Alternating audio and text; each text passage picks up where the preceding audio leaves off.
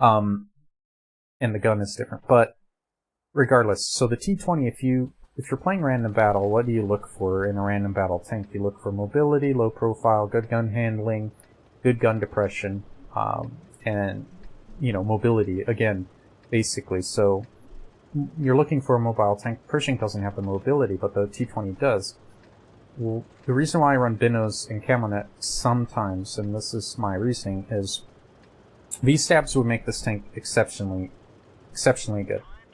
But I don't feel like equipping the tank with it right now. I use it more as a frontline medium with eyes, because once you get the eyes and once you get used to gun handling without the V-stabs, the gun handling is not that bad, okay? So that's the point that we're trying to make. So if you're a newer player and you're cash strapped with silver, don't think you need to just buy the equipment and get the equipment on the tank right away. Realize that a good investment in binoculars and camo nets can work across every tank if you play it correctly and play it as an anchor, basically. So we're going to cut over here towards the east. I'm just eyeballing our team split here. They have an IS-2. E-25 will be an issue. We will not be able to spot him out if he's in the back of the map. That's what I'm concerned about. We're going to work up to this ridge and see if we can't spot anybody through here. And then we'll rotate over down into the back of the map. Usually in these lower tier games, especially when you're tier 7 is top tier, you'll run into a lot of the newer players and they don't play this side of the map as they should. They all basically cluster up on the east. So we'll come over and peekaboo this Cromwell real quick, try to catch him there. He's just doing the zig and zag and we just shoot the ground there.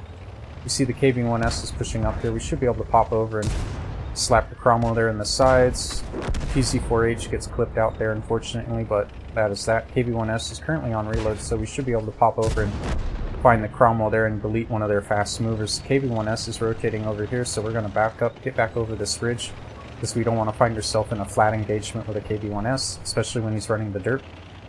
And the reason why we know he's running the derp is because we heard that splash on the PZ Panzer 4H there, and that's a telltale sign that the guy's running the derp. And if you watch the arc of the shot, which we were able to, the howitzer types have that nice sort of arc to it, because they're extremely slow velocity.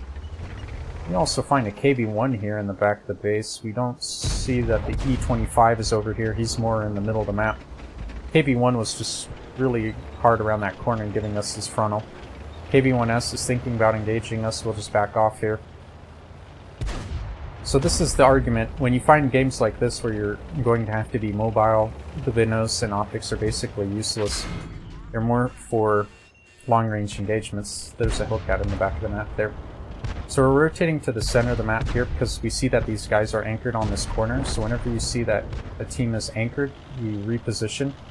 Because you know their turrets aren't looking towards you. We should be able to pick off somebody here, KV-2 or otherwise. If not, we'll just peek over the ridge here and find the back end of these guys. And we'll just find the KV-1S there. Try that one more time here. Check the KV-2 to see that he's not turreted in on us. He isn't. The other thing with this tank is you see the turret traverse speed is relatively low. We see the T-25 AT is now repositioning to deal with us, so we're just going to drop down and reposition. That Hellcat's still in the back of the map, so he can't really pop up over here. That'll open us up to shots from there. I'd like to be able to find the KV-2. We'll see. E-25's repositioning as well. So we'll zero in on the E-25, delete him from the game. The KV-1S is absolute one shot. If we come back up on this ridge and work it, get our turret pre-aimed over here. We'll hit our R one time, slowly creep up, find the back of the KV-1S and delete him there, and then we'll back off. The T-25 AT can't challenge us over there unless he challenges the ridge aggressively, so we know he's not going to push into us. We're going to cut back over to the east here. And see what we can see. There's a Hellcat in the back of the map here. If we can get around him, we know his turret traverse is relatively low, so we could actually death spiral him. In theory. If we get lit coming over that ridge, we know we'll have issues, but instead we are not we equip the Jackson and say, let's go do this. And we're going to go try to engage on the Hellcat here in the back of the map. Once we clean out the back of the map, we'll have angles into the center of the map and be able to shoot the back of the KV-2 and the T-25 AT. Should light the Hellcat right there. Yeah, he's still there. Alright, so we'll get behind the Hellcat and take the engagement. We don't want to take him from the sides on this ridge. This will open us up to too many issues that we don't want to deal with. He'll clip us here on the sides, most likely. Try to find him there with a moving shot. No luck. Is there an SPG in the back of the map? Not that we can see. See the Hellcat making a run for it. We'll get zeroed in here. Try to find him. We'll shoot the side of the building in true to form fashion like we tend to do sometimes. For good luck. We'll just get zeroed in here. Oh man, you are hard zigging and hard zagging. But we figured out your pattern and we just lug a shot into the sides there. M44 might be up into that portion of the map. We're just coming through here. We'll let our binos kick on and our camo net. We should be able to find this T25 AT in the back here. There we go. He's absolute for our team. Push up, find Jackson, find Hellcat. Hellcat's dropped in the beach, so that's a non-issue. The KV-2 we should be able to clip here in the back end. Find the side of the turret. We should be able to arc a shot into him here. I hate that. I hate when the reticle does that jump, because it's trying to compensate for where the shell will drop. Move up, move up, move up. We're just looking for this IS-2 right now. We find the KV-2 as well. Jackson lights us up there, so we have to reposition so he doesn't catch us. But we see that he's behind that rock and he's more towards the center of the map. So we'll start getting zeroed in, getting ready for this KV-2. It looks like he's going in the beach. We'll try to catch him there on top of turret while he's going through that little bump. We have to be concerned about the IS-2. We should be able to engage on the Jackson here and delete him. M44 is in the northwestern quadrant of the map, so we don't have to worry about him. But we do now, because our T-29 is down on beach. We're going to find the Jackson right here, most likely. If not, we'll try to pop up the M44. Our binos should be able to catch him here. Delete the M44 real quick. That's weird. There he is. Okay, we'll get zeroed in on him. Put a shot on him and delete him. The Jackson finds us there. We'll get reloaded. Then engage the Jackson. The KV-2 will take a long time to engage onto us. We'll just poke around the corner and delete the Jackson. So here comes the IS-2 at full health. The Jackson should be able to put shots onto him. KV-2, I don't know exactly where he's coming from. He's about right there, so we'll just get zeroed in. He should not still be lit.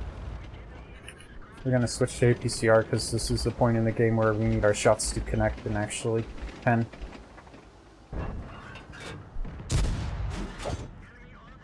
This is going to be a very difficult game to win now that we lost our side shot.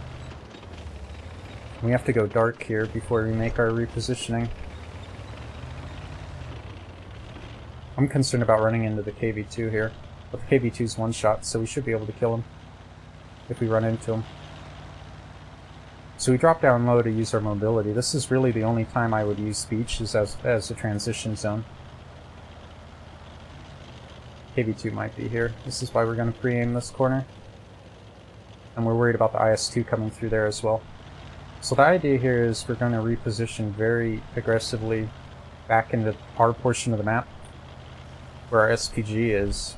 And what we're going to do is, we know that the heavies are in the middle of the map, so if we control from Fishbowl and the eastern side of the map, we should be able to out-view range them with binoculars and camo net. It would not surprise me if the KV-2 is up here right now. It would not surprise me at all. We'll get pre-aimed on this corner. Nope, okay. We're going to come up in the very back of the base. And then we're going to rotate over through the east and try to make the engagements as long as we can, because with the KV-2 you want to take the engagements at a long range, not at close quarters. The only time you take close quarters is if you've seen him shoot, and then you basically face hug him and then drive around him to keep his turret moving. Because once the KV-2's turret's moving, he's lost the engagement, because he can't keep up with faster moving tanks. We should be able to get up here and use our mobility to skirt over to the east here. If If we're unlucky, the IS-2's turned right back around and has come this way already.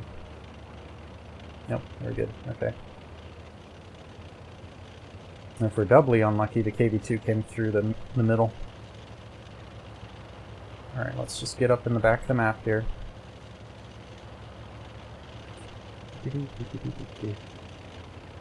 Don't have a repair kit, but it's not going to matter. If either of them hits us, we're dead. The IS-2 might have come from the north. This would not surprise me. So we're going to work up to this bush first, let our binos kick on to see if he's coming down this road.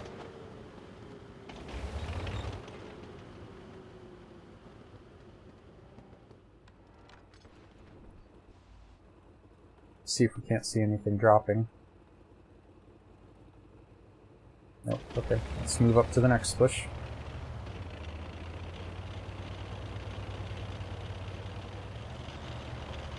We get to this bush to let our binos kick on. We're just looking to see if anything's dropping or moving. If we see a body move or something like that, we know they're pushing through there. They might have all dropped on the beach, thinking they could chase us down or something. I don't know. I don't know. Knowing our luck, we'll just come over this next ridge and run into both of them. But with the binoculars, we should be able to outview range them, 100%.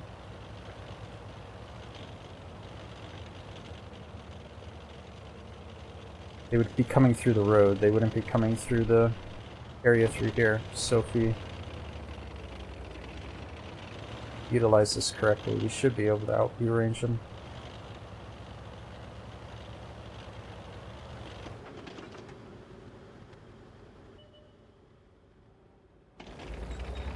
There we go.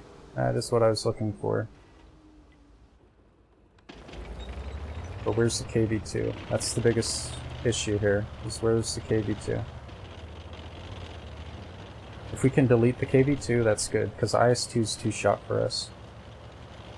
And I believe the IS-2 has a Sixth Sense crew, because he realized he was spotted there. Let our binos kick on first. Wait a few seconds, because there's still a delay in the spotting. Let's move up. We know the IS-2's in the middle of the map, but where's the KV-2? That is who I'm concerned about, is the KV-2. If we can find the KV-2, there's no way they could cap us out.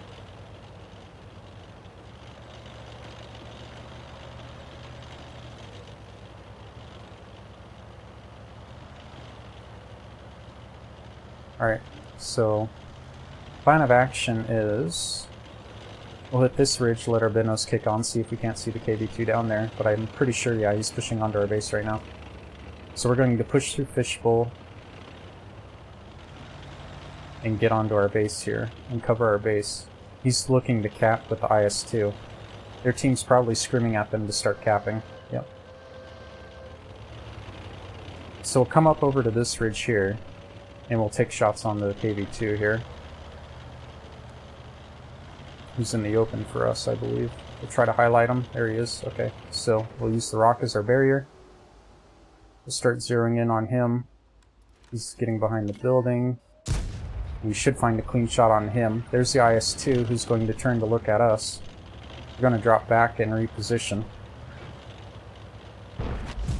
That's him missing his shot, so we know we have some time to let our binos kick on. We'll light him there. Our SPG should have a shot onto him as well.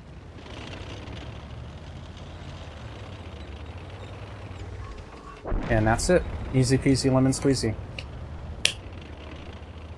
Good win. So that's why I use the binos and camo, is when it comes down to games like that or even in long range engagements. In random battle, what you need to have is to be able to outrange people on view and also to outhide them. So that's why I like running the binos and the camo, because even if you have a full team, if your scouts aren't running binos, if your other mediums aren't running optics, you will most likely be the person with the greatest view range, and you should be able to outview range everybody. The only reason the IS-2 was lighting us there was because we were within his view range. But we were playing the map correctly and playing around it. So it's a really clean game there.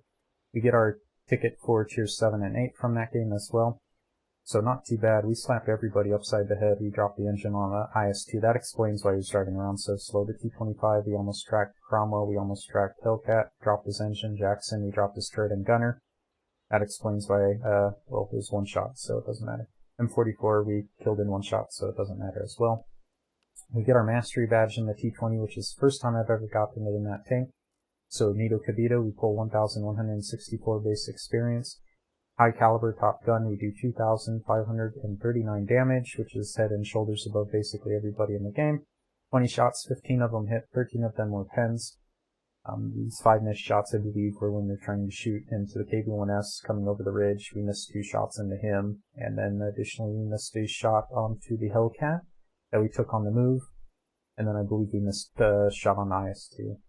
So not too shabby, 944 from 300 meters or more. So not too bad. That's the kind of game we're looking for. We get our max on our experience as well at 1,164, and then it's modified with premium account, and we get our ×2, which is 4,000 experience in one game. Not too bad. Nice clean game there on Overlord. Fun in the sun.